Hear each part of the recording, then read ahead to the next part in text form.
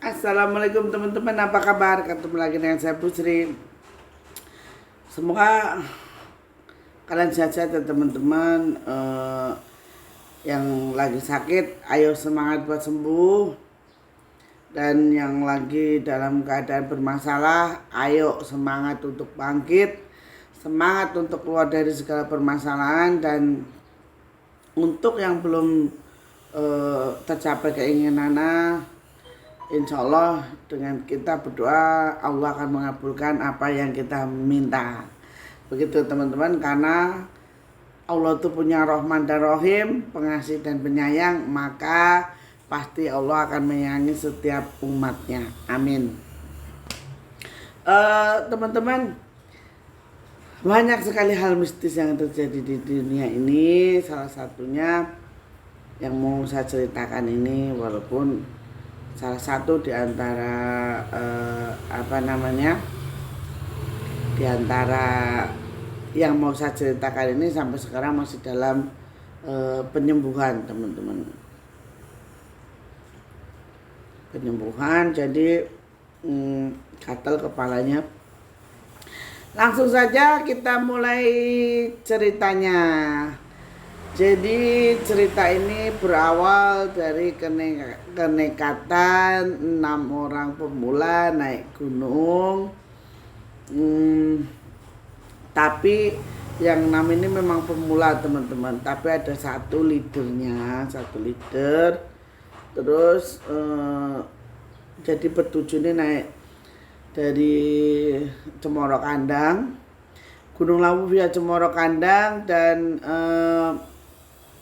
perjalanannya seharusnya ini ditempuh dalam waktu turun dan pulang ini mereka tuh mau ngambil 2 hari, jadi cuman semalam aja ngecamp di atas gitu. Nah tapi gini teman-teman, ada satu kejadian yang membuat berenam ini masuk ke desa goib di Gunung Lawu. Jadi karena masuk gunung desa goib ini, salah satunya ada yang sampai sekarang masih menjalani pengobatan dan mohon maaf masih linglung, jadi masih tidak tahu. Ya kalau dibilang itu kayak orang mama kurang stres gitu. Oke, jadi perjalanan ke Gunung Lawu ini dilakukan oleh Hani, Joko, Angga, Wisnu sama Rio. Rio ini masih kelas 3 SMP sebenarnya Rio ini. Nah, satu leadernya ini namanya Mas Wawan. Nah, padahal kan sudah dikasih tahu bahwa di Gunung Lawu ini jangan sampai jumlah ganjil ya teman-teman, karena kalau berjumlah ganjil pasti akan ada yang menggenapi. Kalau mitosnya di Gunung Lawu itu seperti ini. Cuman karena ini masih anak muda, ibarat kata itu masih anak yang semangatnya menggebu-gebu, jadi mereka ini acuh gitu loh teman-teman. Nah Mas Wawan ini celakanya leadernya ini juga leader agak songong gitu loh, agak songong dan agak berasa dia sudah tahu medan, jadi ya gerusa-gerusu gitu. Nah perjalanan dimulai dari Cemoro Kandang menuju Taman Sari Bawah itu, dari base camp ke Taman Sari Bawah pos 1 itu kan sekiranya 1 jaman ya teman-teman. Perjalanan 1 jam itu masih aman lah, masih aman, masih enak lah buat ngobrol, buat segala macam ini. Nah terus sampai di pos 1 mau naik ke pos 2 Taman Sari Atas. Nah di pos 2 Taman Sari Atas ini teman-teman, itu kan ada satu persimpangan. Persimpangannya itu ada yang ke kawah, ada yang ke atas gitu loh. Nah si Rio ini waktu berjalan baru sebentar, maksudnya belum ini kan perjalanan kalau misalnya cepet kan bisa ya 1 jam lebih, paling lambat ya 1,5 jam lah ya. Maaf batuk. 1,5 jam. Si Rio ini udah mulai, dia tuh berasa kan dia berada di paling belakang tuh nomor 2. Dia tuh sesekali nengok ke belakang teman-teman, nengok ke belakang. Nah, nengok ke belakang terus lagi nengok lagi. Nah, si Joko ini yang pas di belakangnya dia itu nanya, kamu ngapa Rio, katanya gitu. Enggak, saya kayaknya di belakangmu gak ada orang ya kon. Gak ada, kamu jangan ngawur, katanya. Terus udah nggak usah pikirin, ayo itu apa namanya, jalan terus gitu kata Joko tuh. Nah, pas ada persimpangan itu si Rio ini ngeliat teman-teman tuh banyak wanita itu turun ke arah kawah Condro di Muko tuh, turun ke arah kawah. Nah, si Rio ini ngeliatin, bilang sama Joko, Jok, itu ada itu loh, cawe itu akeh heram ya, katanya. Anak perempuan banyak banget itu, kok mau kemana itu? Terus, kamu tuh ngawur, kata gitu. Nah, karena yang di belakang ini berisik, Mas Wawan ini leadernya nih tahu. Mas Wawan ini berhenti, stop dulu. Terus, ngapa sih, katanya. Ini loh Mas, katanya Rio tuh lihat banyak perempuan mau turun ke kawah, katanya gitu. Ke Condro di Muko. Terus Mas Wawan ini bilang, yo ojo ngaco kowe yo, ayo pindah aja, kowe nang mburiku, kamu di belakangku yo, katanya gitu. Udah, jadi Rio ini pindah ke belakangnya Mas Wawan. Nah, perjalanan ini terus teman-teman, terus sampai di Taman Sari Atas. Itu kan ada bangunan shelter ya, bukan shelter sih sebenarnya, hanya seng gitu. Nah, di situ itu berhentilah mereka, sekiranya mereka mau apa namanya ini makan dulu lah, ngisi perut kan, karena udah hampir berjalan 2 jaman ya, 2 jam lebih. Tiba-tiba nih teman-teman, Rio itu di situ tuh mutah-mutah, dia mutah-mutah udah nggak ini udah nggak, pokoknya dia tuh udah pucet, udah badannya keringetan, udah keringat dingin, maksudnya udah panik lah mereka, panik. Terus dibilangin, yo kamu masih kuat enggak yo, soalnya perjalanan masih jauh loh yo, katanya. Dia ini hanya diem teman-teman, hanya diem, nggak ngomong apa-apa, nggak nyautin, nggak apa. Terus Wawan ini nyaranin, udah berhenti dulu aja di sinilah, nyari tempat yang sekiranya ada tempat buat duduk gitu. Nyari tempat di situ. Terus teman-temannya ini inisiatif untuk bikin teh hangat. Dibilang teh hangat. Ini Rio ini masih keadaan linglung, nggak, jadi badannya tuh lemes. Ditanya, Rio kamu kenapa? Kakiku lemes sih Mas, gak bisa jalan gitu. Dia emang kakinya tuh lemes, tiba-tiba tuh lemes teman-teman.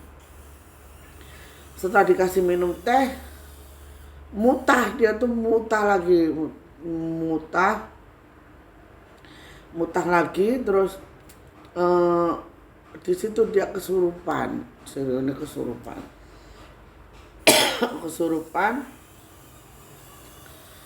Dia bilang begini, kalau teman-teman tadi batuk. Nah, di situ kesurupan. Rio ini ngocehnya gini teman-teman, mudun katanya. Ayo, gue pilih mudun, kamu pilih turun apa salah satu dari temenmu harus ikut ke rombongan kami, gitu. Wawan tuh bingung, Maksudnya gimana, kata Wawan gitu. Enggak, pokoknya kamu tuh mudun apa salah satu harus ikut rombongan kami. Nah, kemudian si Wawan ini bertanya, nah Anda itu siapa, kata Wawan. Anda itu siapa kok memasuki tubuh teman saya, sempat keluar, kasihan katanya. Enggak, aku seneng karo saya suka sama anak ini, kata gitu. Terus Wawan ini panik kan, dia juga walaupun dia leader di gunung laut, cuman dia ini kan kalau masalah kesurupan kan nggak tahu ya gimana cara. Mereka berusaha untuk Rio, dikerokin lah dia apa gitu, buka bajunya dikerokin. Nah ini nggak mau keluar, yang di dalam tubuh Rio itu nggak mau keluar, bilangnya namanya katanya Nyai Ginti kan gitu. Terus kan udah lama akhirnya sadar lah, si Rio ini sadar, teman-teman sadar karena tadi ada pesan harus turun. Mereka ini turun sampai Taman Sari atas ini nggak jadi naik, teman-teman, nggak jadi naik, nunggu si Rio ini pulih. Dan alhamdulillahnya ini nggak apa namanya, dia itu nggak, Wawan ini leader tapi dia nggak egois gitu loh teman-teman, nggak egois. Jadi begitu dia ada kesurupan suruh turun, dia itu turun lagi, turun.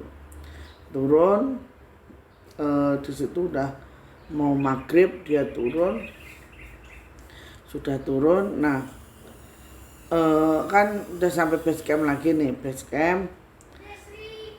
Iya. Nah terus setelah itu apa namanya, pulanglah mereka berdua ini ya, walaupun dengan perasaan dongkol, nggak jadi naik, sudah setengah jalan nggak jadi naik, diantarlah Rio ini pulang. Rio ini masih dalam keadaan lemes teman-teman. Jadi selama perjalanan ini naik mobil, Rio ini selalu seperti orang ketakutan. Dia tuh seperti melihat, oh pocong gitu, pocong gitu. Terus apa sih Rio, gak ada pocong gitu kan. Terus apa kayak kamu ya. Jadi di dalam mobil itu dia histeris, dan dia itu selalu apa namanya, ini teman-teman kayak orang apa sih namanya, jadi kayak orang gelisah gitu loh, gelisah, nggak bisa tenang. Akhirnya sampai juga di rumahnya itu di daerah Pendem, itu Pendem itu daerah, salah satu daerah di Karanganyar. Sampai di rumah di desa Pendem itu sekitar jam 11 malam. Jam 11 malam mereka sampai di desa Pendem. Wawan ini ngomong lah sama orang tuanya Rio bahwasanya memang keadaannya begini-begini, Rio nggak kita nggak jadi naik Gunung Lawu karena Rio mengalami keadaan seperti itu gitu. Nah terus dijelaskannya kepada ibunya bahwasanya Rio ini tadi sempat kesurupan. Terus akhirnya Wawan ini jam 2 pagi dia pulang ke rumahnya. Nah keesokan harinya teman-teman, si Rio ini lagi kesurupan, katanya. Ditanyain ini siapa yang ikut, kata Rio ini apa namanya, nah terus setelah itu kesurupan, katanya aku mau ikut anak ini, katanya begitu. Terus orang tuanya itu bingung, nggak boleh, jangan ikut, pokoknya saya mau ikut karena anak ini tulangnya wangi, katanya dia. Terus kamu siapa? Saya diganti dari Gunung Lawu. Nah diobatilah si Rio ini dipanggilkan oleh Mudin, teman-teman. Mudin tuh kalau di tempat kalian apa ya, Mudin tuh kayak orang yang sering mendoakan gitu loh. Terus habis gitu berjalannya waktu, si Rio ini masih sering kesurupan, sering itu teman-teman. Pada akhirnya sudah dipanggil, sudah dibawa kemana-mana. Sampai sekarang beliau ini belum sembuh. Ketemu saya itu 2 minggu yang lalu, teman-teman. Terus ketemu saya 2 minggu yang lalu, saya coba meditasi, saya coba ke Eyang Lawu. Ternyata Mas Rio ini memang tidak bisa, maksudnya itu belum bisa disembuhkan. Karena apa? Karena waktu dia melihat rombongan perempuan ini, itu kan ternyata kayak dayang-dayang di situ, teman-teman. Mas Rio ini bilang ada salah satu itu yang sangat cantik. Mas Rio dalam hati itu berkata bahwasanya seandainya punya istri seperti itu, katanya gitu. Jadi dia tuh dalam hatinya tuh berucap, seandainya istriku tuh seperti itu, pacarku seperti itu, pasti bahagialah diriku, kan gitu kan. Nah, itulah yang menjadi malapetaka, teman-teman. Ternyata yang si perempuan ini tadi ternyata ngikut sampai sekarang tuh, ngikut dan nggak mau pergi. Nggak tahu entah kapan. Semoga segera bisa tersembuhkan ya, karena alam sudah berbeda, alam sudah, jadi seperti itu. Saya juga belum bisa menyembuhkan. Saya hanya berharap mudah-mudahan nanti segera sembuh ya, teman-teman. Mohon doanya, karena kita harus selalu berbuat baik. Jadi ini kalau Gunung Lawu itu bernyawa itu memang benar. Jadi apa yang kita ucapkan itu terkadang menjadi nyata, ya kan? Begitu, teman-teman. Akhir kata hanya ini yang bisa saya sampaikan. Mau kurang dan lebihnya mohon dimaafkan, karena saya hanya manusia biasa, tempatnya salah, tempatnya kekurangan. Pada akhirnya kita hanya mampu dengan Rahman Rahimnya Gusti Allah kamu mati, berharap bahwasanya si Rio ini segera disembuhkan. Oke, teman-teman, akhir kata, assalamualaikum warahmatullahi wabarakatuh.